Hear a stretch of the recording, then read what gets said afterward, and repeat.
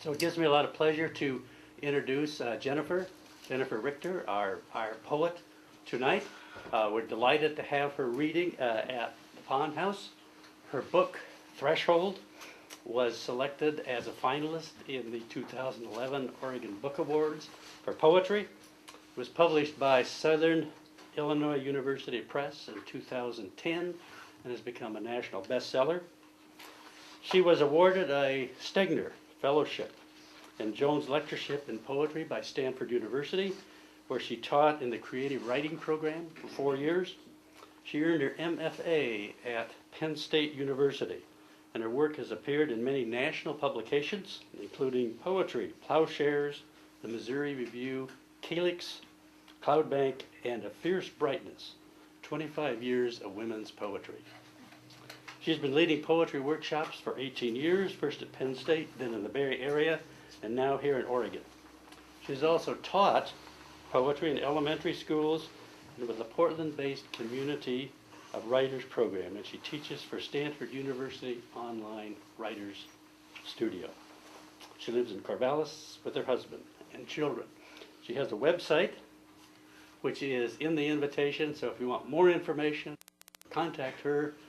She does have a website. So would you join me in welcoming our poet this evening, Jennifer Richter. Jennifer.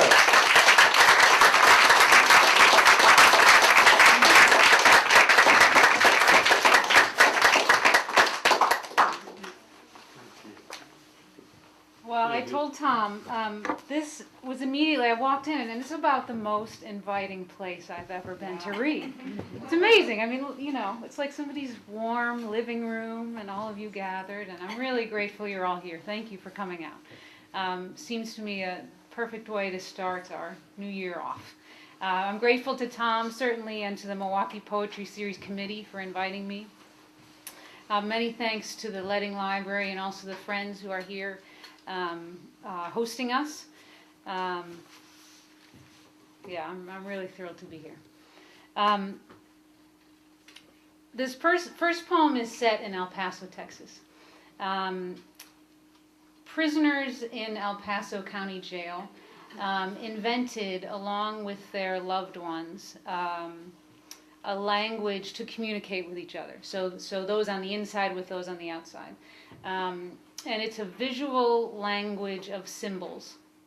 And with this, they communicate their daily realities, their losses, their dreams, and their news.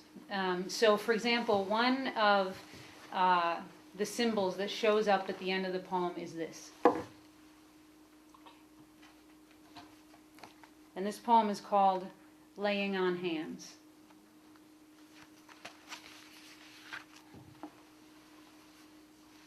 Everybody he loves is a gesture, so that when his brother at the fence last night wrapped his arms around himself and hugged, head bowed, he meant Mama.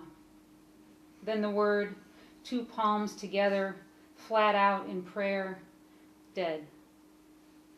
His window is a square of yard and fence, prison yard, spiked fence.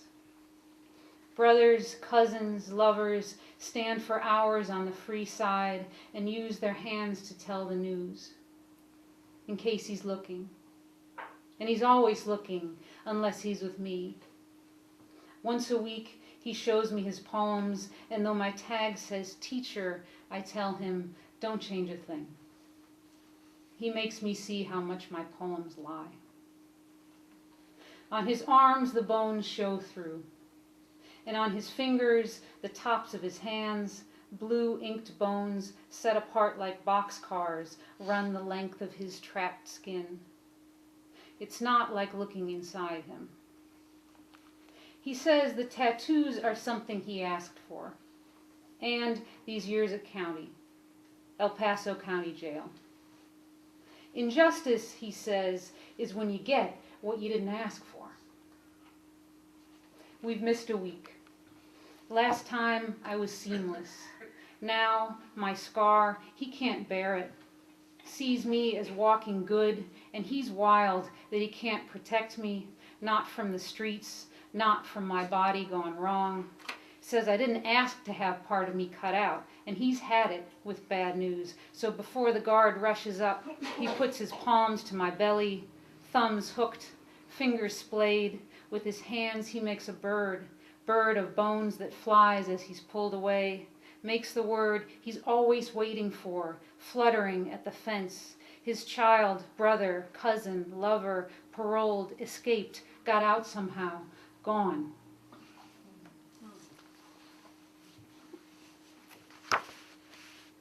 This next poem is in 3 parts, and it has an epigraph from the book of Luke, chapter 1, verse 38, which says, "And the angel left her."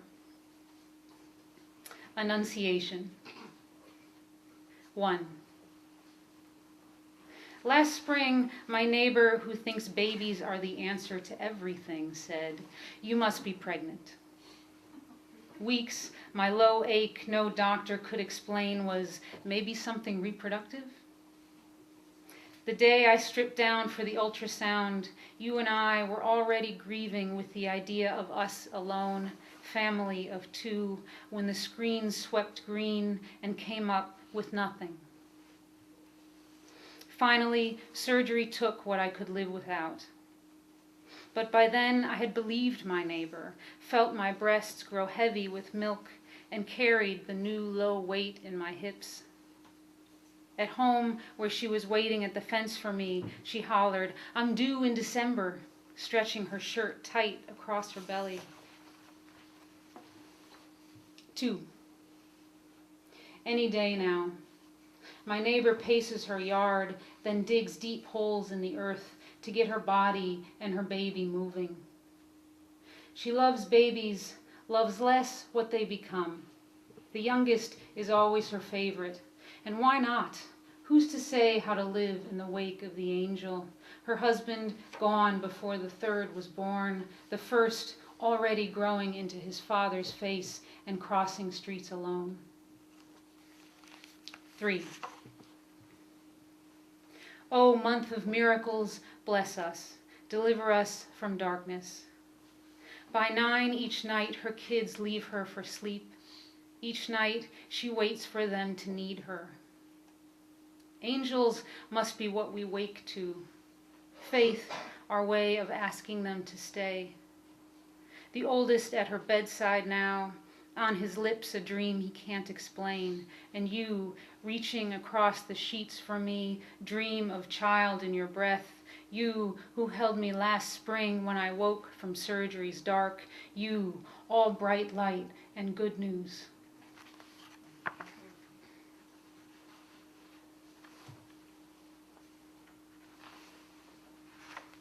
I've done a lot of work with kids in juvenile hall and inmates and recovering substance abusers, and have helped them to write their own poems. And this next poem is set in a juvenile hall in California. And I'm sure that I have learned more from them than they have learned from me. It's extraordinary work, and I love to do it. One of the first things I learned, I worked at a place called Delancey Street Foundation in San Francisco. And the first day I worked there, the first class, I learned that the one sure way to make an ex-con blush is to ask him about the love poems he's written. And we started every semester from there on with love poems, because it's this brilliant common denominator, right? Everybody has written them and received them. In fact, many of these men lived for them, you know, that was the news from the outside that they waited for. So we started with love poems every semester. And this one is called "Name One Thing You Love," and it makes reference to a James Dickey poem called "Falling." Write about what you love, I say, because to write about what they know could cost them more time in these hallways locked at both ends. I say, name one thing. So Tony says, speed, testing me. I shoot him the eye, so he says, planes, man, I'm talking planes. 150 miles an hour, a touchdown. No shit, I love that. He's never been on one, but knows a plane's windows aren't like all the ones here. Big squares, spray-painted white on the outside, all his ghosts shoved up to stare. They can come with one bottle of shampoo. Got to be clear as glass, no tricks. XL on their backs, property of San Mateo Juvenile Hall. All of them goofy in their bodies. I'm thinking love because hate is the same old story. And because last night you leaned into me, said, "Lover, be my wife." I asked Tony what he might see from a plane. He says, doing time is like shooting down a kite. That's no answer, and he knows it. But I get the point. Drop it. I'm thinking love, thinking falling, because they want that poem again. Can't get enough of that girl sucked out of the hatch at 35,000 feet, wailing, praying, creaming the clouds in her long fall, beginning to be something that no one has ever been and lived through. On the tape, the poet's long drawl, the only 20 minutes I've ever seen them still, and still the girl stripping on the way down, touching herself. Mr. Speed says, it wouldn't take that long. 6 months or more, dark blue shirts. They mean trouble. The youngest boys, first offenders, with the girls in orange. They're talking days, a week maybe. Green and maroon, middlemen. Sweetest are the drug dealers. I know them when they look me in the eye and speak, polite, smooth talking their way to my bones. Fiancé, a word they would use. Flouncy, Frenchy. Everyone else talks like firecrackers strung on a long lit fuse. End of every class, line up, pencil check. One missing, nobody goes anywhere. It's Tony. He's writing, his brain fisted around something, his forehead a landslide bunched up on his brows. He's writing, I love people, but I'm scared to death of them. I'm thinking me, those years I wouldn't be touched. Yes, I said last night, of course.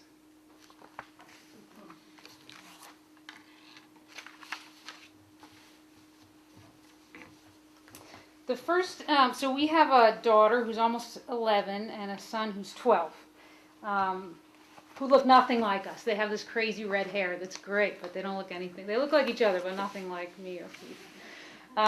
And the first poems that I wrote for each of them after they were born were poems explaining their names and the meanings of their names. I wanted these to be my way of introducing them to the world and welcoming them to the world and also blessing their arrival. So this is Luke's name poem. The name Luke means luminous. And Luke was born with about as much red hair as he has now. And you know, he was this little glowing guy ever since I saw him. So it seems to fit. This poem's called First Words. Child, you were light all at once. You did not tunnel toward the bright world waiting. From a small slit like a crimp in the blinds, they pulled you from me and held you to the sky, held you crying, held you shining, your fair skin lit from the inside, your hair one huge fine red flame. Luke, luminous, we chose the name before we were sure of you. And since you came, our usual season of rain has stayed away. Today, sun strong at our backs, day of the year's longest night, you sit on my lap, wave your arm in the most deliberate gesture I've seen, follow the spread of your fingers across the floor, and just like that, add shadows to what you already know. Already, you have a song-like voice, though it has taken 4 months and this moment to coax my first words. Strange, this turning from you to the page, so I wait until I hear the poem whole in my head. Luke, the one who found words for that one birth, that famous star. In this season, son, you live in holy mouths. When you were born, the doctors held you up with arms raised, and all our faces tilted to the place blessings come from, and names, and the first words, and light. Luke, luminous, your hand in the air is a star. On the floor, our shadow is still one body.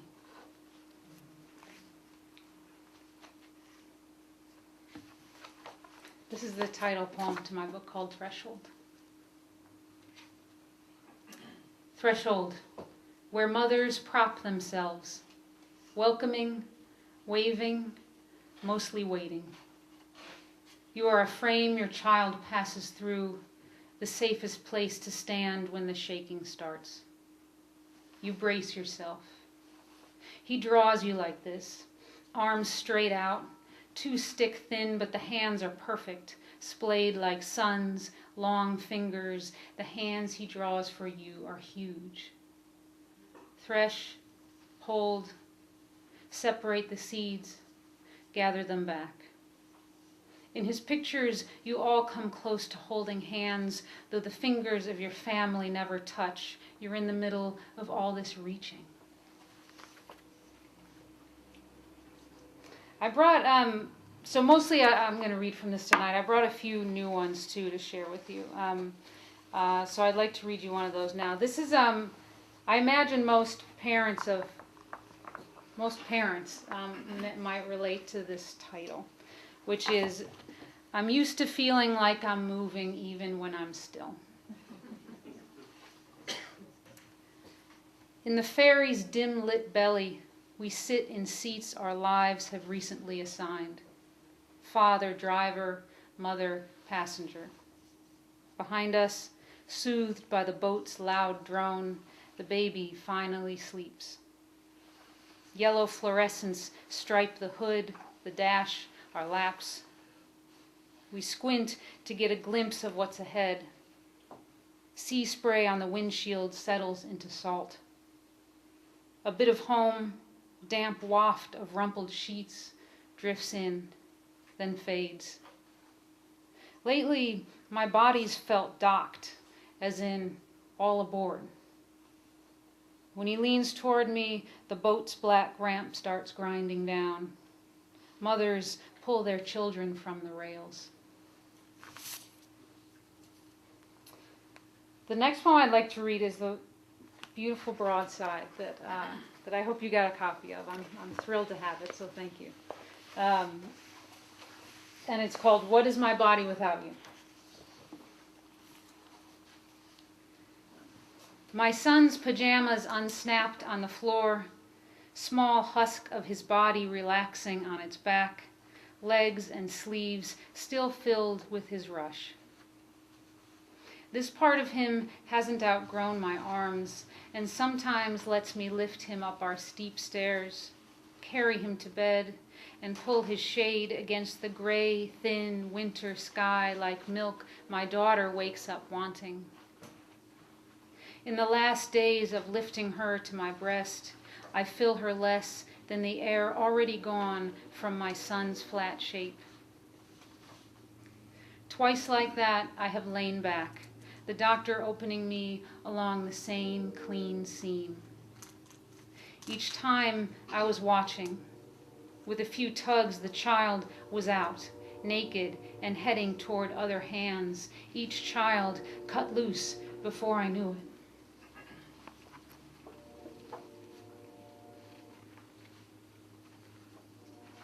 So besides raising a couple of little redheads in the past years, I also lived some pretty rough years health-wise, and I've written a fair amount about that and would like to read some of those poems next. This first one's called Magic Word. They taught you only one. Only one works in the real world, one that sometimes gets you what you want. The others long invented commands crowded with vowels you kept to yourself. Your childhood nights wandered through woods. The downstairs clink and shush of company turned to the chirp and flutter of birds that led you through. You knew a shadowed door was hidden in the tallest oak. You knew the word to swing it open and go. Years and you're back. The forest is denser, darker than you remembered. Pain has branched through your body and rooted you. The wrens waiting in the clearing up ahead are your children. You want to be blinking back into their bright light, but nothing you say works. All the shadows are you. You're collapsing like a kid, begging. You're back there. You're asking.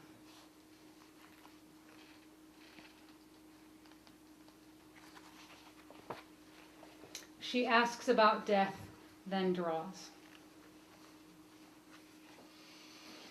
You woke knowing you'd left her. You had fallen asleep reading to her, and you woke layered in paper.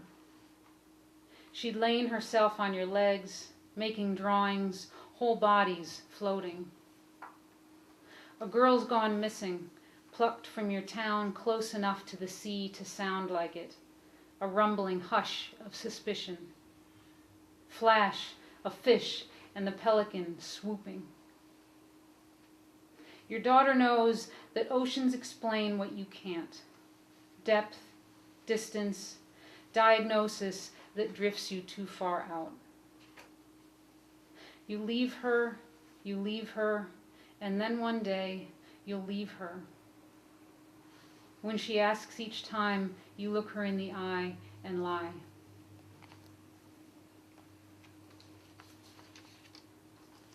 The book has, the sort of backbone of the book is a numbered series of poems called Recovery.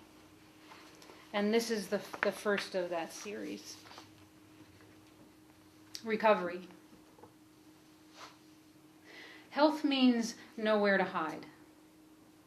For weeks, you will fear the phone, the calendar, the life that, for seasons, sustained your pain. Your children will grab your hands and run you through the rooms you've missed. Your husband will pat the sheets next to him and wait. But here come the night nurses now, fresh back from the steel box that warms the blankets. Here comes one with her flashlight, eyeing the plastic bag hung above your head, following it down to your arm's irritated sight. This last night won't hurt. When she shakes out the blanket she's brought, one wing rushes through your room. You slide into your warm white tent. If you speak up, you're not just talking to your body when you say, enough. Recover means, of course, cover again. Put on another layer. Even if the pain stays, it's not exposed. Maybe you'll quit being so cold.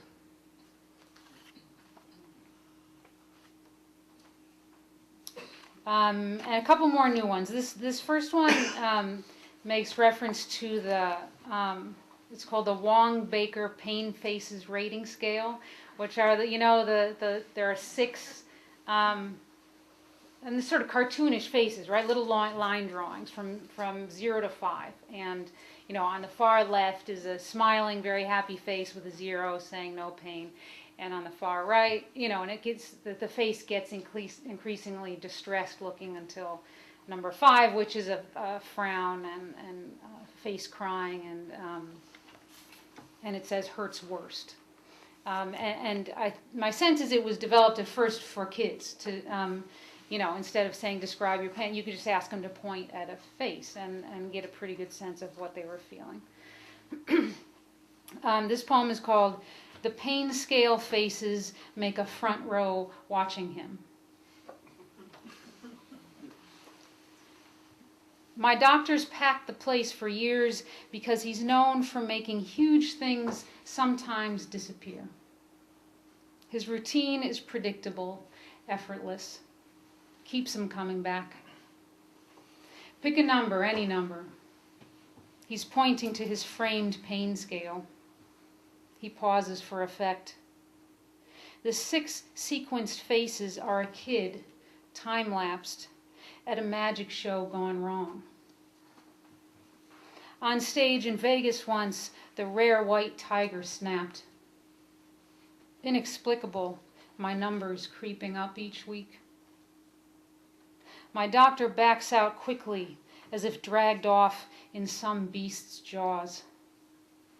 These days, it's hard to tell what's part of the act.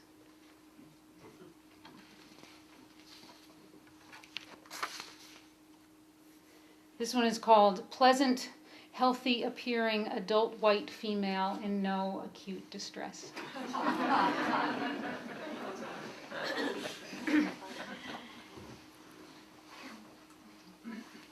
Fancy seeing you here, my surgeon exclaims. His nurses roll their eyes above their masks. He drags a stool over, checks my line, winks, hi smiley. My chart notes say cooperative. Come here often? 3 procedures, 2 years, 1 doctor. His findings are significant.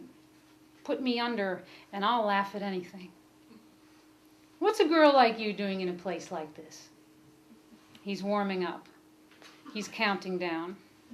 It only takes till 8. Heavy velvet curtains rushing shut. House lights, down.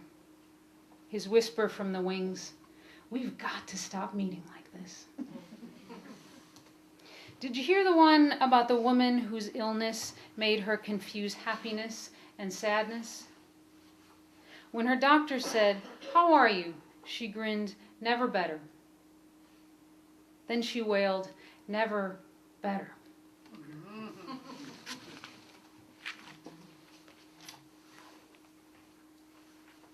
So we're going to travel a little bit now to Vietnam.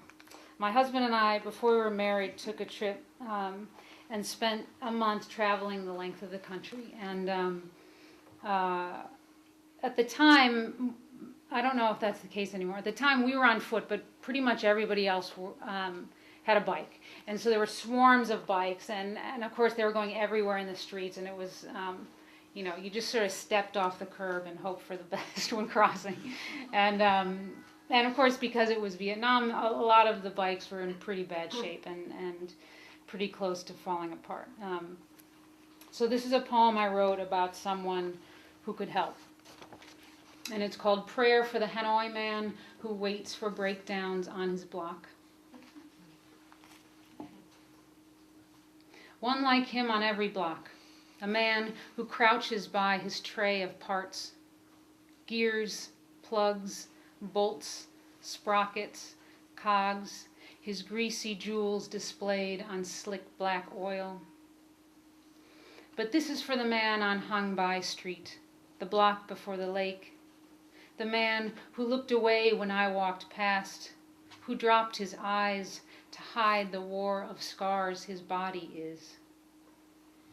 Oh God, so much to fix. Give him once a day at least a woman at his feet. Give him what it takes to fix her limping bike. Forgive us all.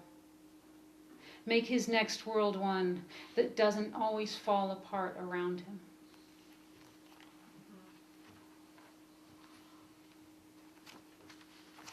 This next one is the name poem for our daughter Chloe.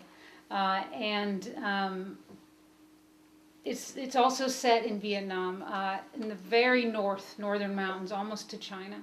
And there is a group of people there called the Sapa people, who believe that they live with spirits all the time, good and bad, that spirits are a part of our lives. And that the good spirits help us out with the things we need help with. And their explanation of the bad spirits is that they're those people who've passed on, but who, acting as spirits and living among us, have become jealous of the living and who want to snatch the life out of somebody so that they can come back. And newborns are the most at risk because they, according to the Sapa people, are the ones who can't defend themselves from these spirits. So the Sapa needed a way to protect their babies. And this is a poem about how they figured out how to do that. And this is a very long explanation for a very short poem. One really great thing about Corvallis, where I live, is somebody had the foresight to buy the marquee from a drive-in that closed and hang it on the side of Great Harvest Bakery and put poems on it. And so through the Corvallis Arts Center, you can, submit poems to be, you can have your name in lights, basically. And but it has to be very short, of course, because it's a drive-in, right? It's not, they weren't expecting to put poems there. So you can have very long lines, you just can't have many of them. And I thought, we had moved, Chloe was born about 6 months after we moved to Oregon, to Corvallis. And I thought, she deserves a name up there, so I'm gonna write her name. I wrote the name poem specifically for the marquee. So this is called For Chloe, whose name means profusion of blooms. In the cloud and mud mountains of North Vietnam, the flowers running the ridges are children. Sapa mothers crown their babies with bright hats, so the spirits soaring overhead pass by, mistaking them for blooms.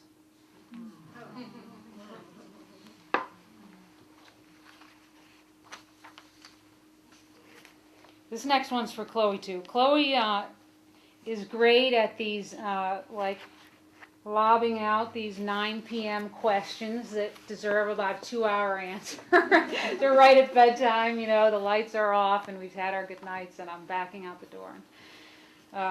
And yeah, she lobs one of these questions at me. So this poem is for her. It begins with her voice. It's called Brought to Life. Did you know people sometimes use their tongues to kiss? She asks. It's bedtime. She's lying on her back like Snow White you just read about, her still lips red and waiting for the prince. When you're not shocked, the second you grin, that's true, your daughter wants to try it. She's almost 8. You've seen the boys at recess pick her first. The one who you said yes to years ago made your name into a spell. Each night you lie beneath him in the dark, he whispers it. The part your daughter loves, when you said yes, he took you to another land. On the famous church's ceiling, God looking down his outstretched arm, his finger reaching through the air. You'd barely touched each other then. Your daughter puckers up and points her tongue at you. In the painting, Adam waits.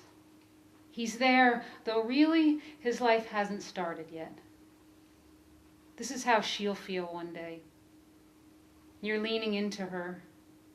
You'll try to show your daughter how to love. One day she'll leave in search of someone else to care for her. In the deep woods, then, your voice will be a tiny call that's lost. She'll question every mirror until one answers, you.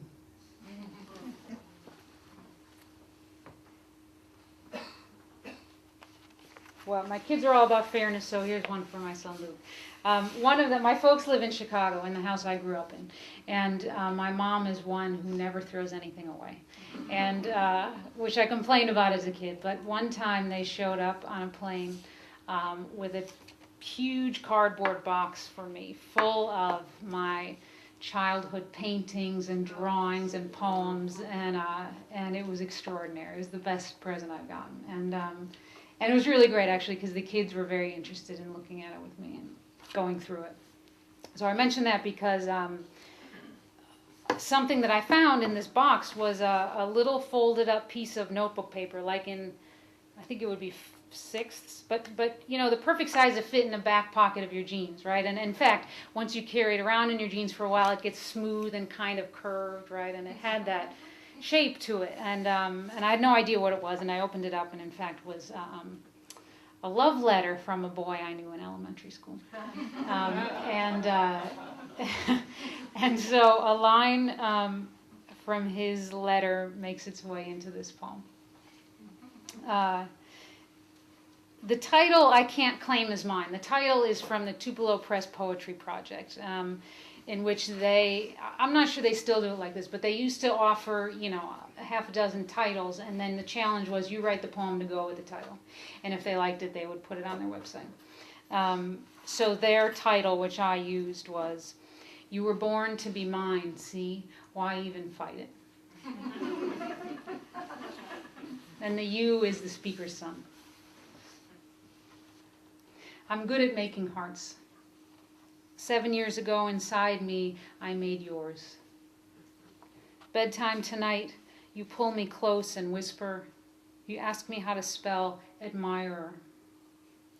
You don't ask why I wipe my eyes, or why your father's out again, or why each night we think our voices rising down the hall don't keep you up. A boy your age once hid this in my desk. Now I'm positive I love you. The first time you wrote love, you handed it to me. But this new word in your careful printing, I know I'll never see. Once I held you in my lap and showed you how to cut a heart. You tried and tried. Yours looked like a little mouth, surprised. You held mine in your hands. Yes, I said, you can have it.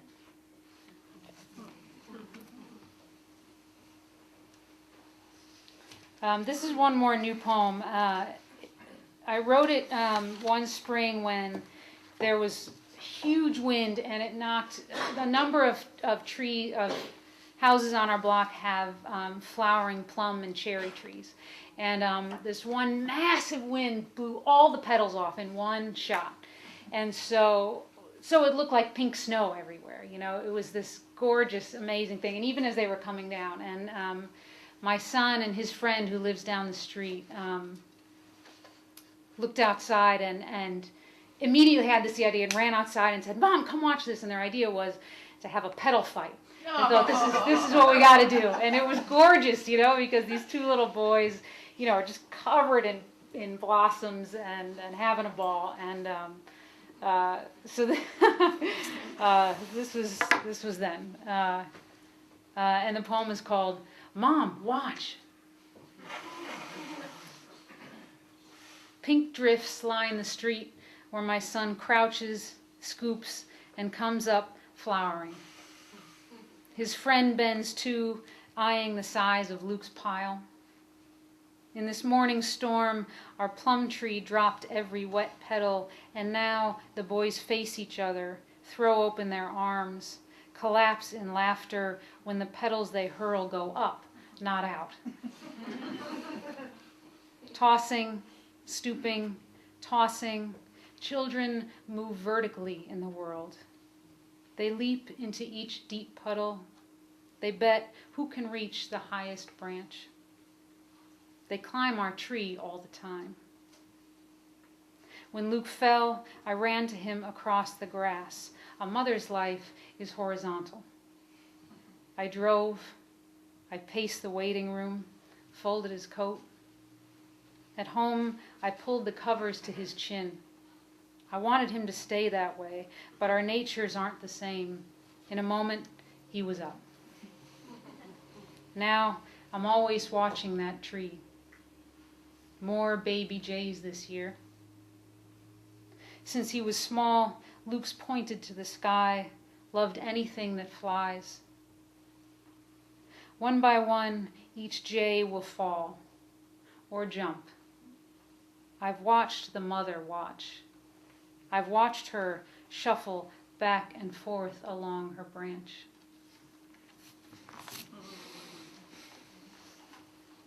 So I'd like to finish with two more poems from Threshold. The first one, you need to know a bit about the TV show called Survivor Man. So we don't get cable, so our kids think the Discovery Channel is like the most exotic thing they've ever seen.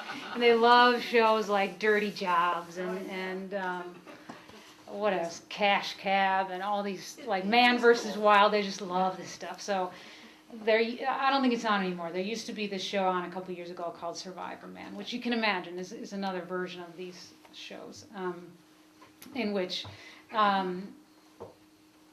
they dropped, it was a single guy. It was very dramatic. They take a helicopter and they drop this guy into some remote location, so like the Arctic tundra or the Serengeti, and they give him a camera and that's it. And the show is him trying to survive for 7 days while filming himself.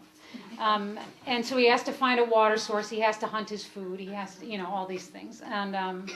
And it's this great, 12-year-old boy show. I mean, and this guy's half crazy because he films himself sleeping, he films himself doing everything. And so it's this very strange show, so Luke and I used to watch it together. And some of the shows that we still talk about, the most dramatic ones, were the ones in which Survivor Man didn't make it the whole week. So for whatever reason, he's dehydrated or he's got some stomach bug. Here comes the chopper on day 4 and comes and swoops him up and lifts him off, and we cheer, and that's the end of the show. So that's something you need to know for the poem. The other thing you need to know is that the title of the poem is taken from the New York Times about the successful crash landing of U.S. Airways Flight 1549 in the Hudson River.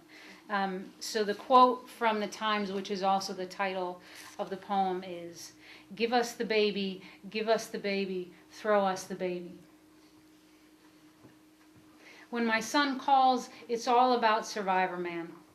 The show, the man who 4 days left and starving, dug deep holes for traps, then stalked his bait, who turned his camera on, put it in the bottom of one pit, and filmed straight up so those at home could see.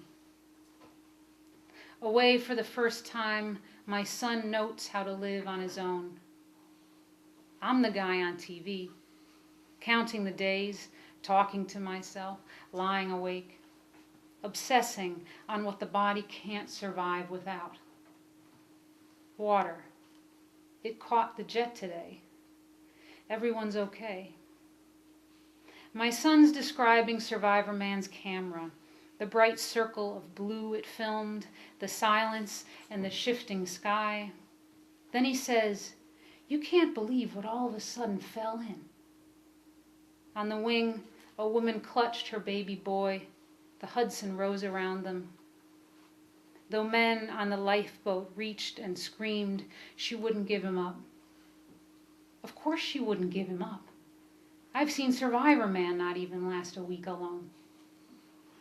I hold my son's voice like a rope. He keeps on telling me just what it's like in the trap. And the last poem I'd like to read is the last of the book, also the last of the Recovery series. And I want to say thanks so much again for coming out tonight. I'm really thrilled to be here. This is called Recovery 6, The Last Word. Experts like to point out things that you can't see. The woman in a vest, whale watching, spoken here, hands your son binoculars, aims him at the gray. The ocean breathes like a hospital machine. You've come here many times before alone. Each time you've left discouraged. Nothing there. The experts like to say, have faith. You prayed for years your pain would go away. For years you said you're fine and prayed your son believed. Keep an eye out for the blow, the woman says. You turn, your son is watching you, has been watching all along, you realize. You pull him close, wrap your coat around his back. The expert checks her chart and shakes her head. Too bad, she says. You just missed the best time. She fakes a frown. You're done with these people. You drop your head and whisper to your son, no, she has no idea. You walk together toward the car, heads down in the rain like you're about to dive. Out there, a mother whale and her son begin their long swim north today. You know it will be slow, this mother leading her new life. You'll tell him everything. Why now, your son will ask, and you'll say, now the mother's strong enough. Thank you.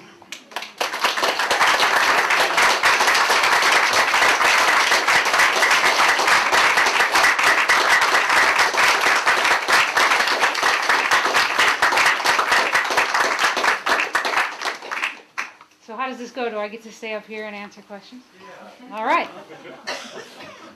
I'd be happy to do that. If there are questions, so I'll start. What's your writing? When do you write?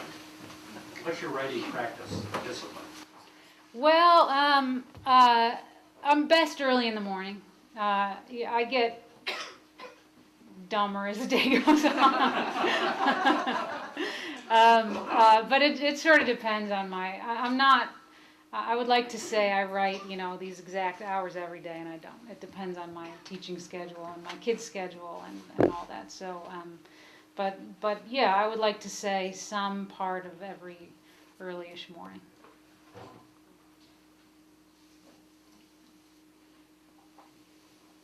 Are you recovered? Yeah. Yes, I'm very, very happy to say I am. Yeah, thanks for asking. Do you share your poems with your children? How it is? Yeah, I do. Yeah, they're very sweet about the whole thing. I mean, they said tonight, they were all excited because they got to spend about an hour and a half by themselves in the house till my husband got home from teaching. So they loved me. They're, go ahead, Mom, have a nice time. And they got to have the house to themselves. But they're very sweet about it all. And the poems they love are the ones about their names. Those are the ones, you can imagine, right? There's not a whole lot of these that I can, for example, bring into a 5th grade classroom and read or talk about. And so those are the ones I fall back on. And what's sweet, too, is that their classmates, they go to a school in which there's only one class per grade. And so they're sort of like brothers and sisters with their classmates. And their classmates have heard these poems, too, every year. And so, did you bring the Luminous Luke poem? I love that poem. And Luke sort of sits up. And so, yeah, I do share them. Although I would qualify that by saying I share some of them. I don't.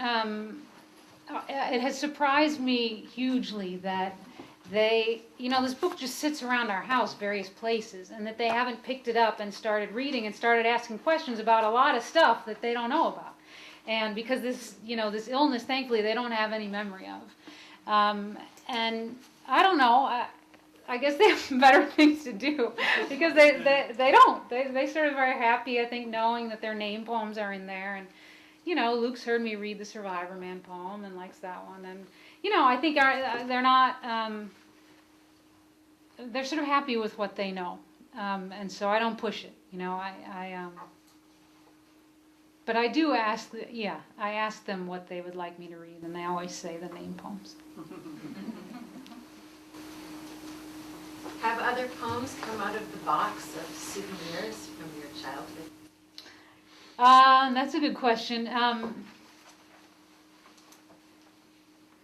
Well, no, although lots of stuff has come out. So I found a poem in there that I taught, this very profound poem about a spider that I used to teach a kindergarten class with. I thought it was very profound because the title was also the first line, and I thought that was stylistically pretty big, It seemed like it was about 3rd or 4th grade I wrote it. And also we've hung some of in our house, the upstairs, a cape, and the upstairs used to be the attic, so it's little, and so the kids' bedrooms are up there. In that hallway between their rooms is their ongoing art show. So we've hung all their paintings and drawings up there, and we actually put a couple. They wanted to put a couple of mine up with theirs, so that's been pretty great. Yeah.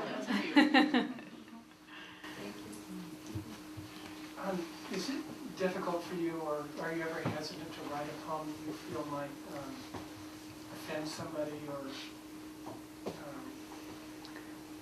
I was thinking about the poem, one of the first ones you about your neighbor, but not that it would offend. Yeah. I was wondering if that ever enters in. Well, I guess what I would hope is that I suppose whatever subject I'm writing about, I would hope that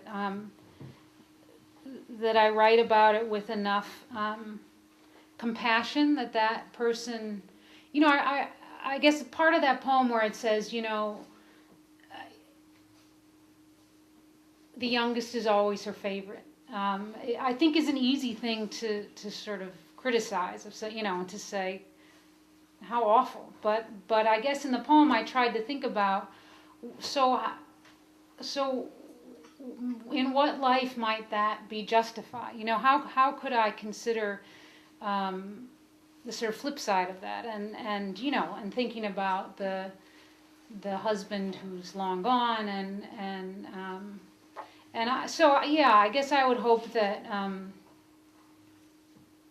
that I write about these people with enough compassion and humanity that they, instead of being upset by a poem like that, would feel understood.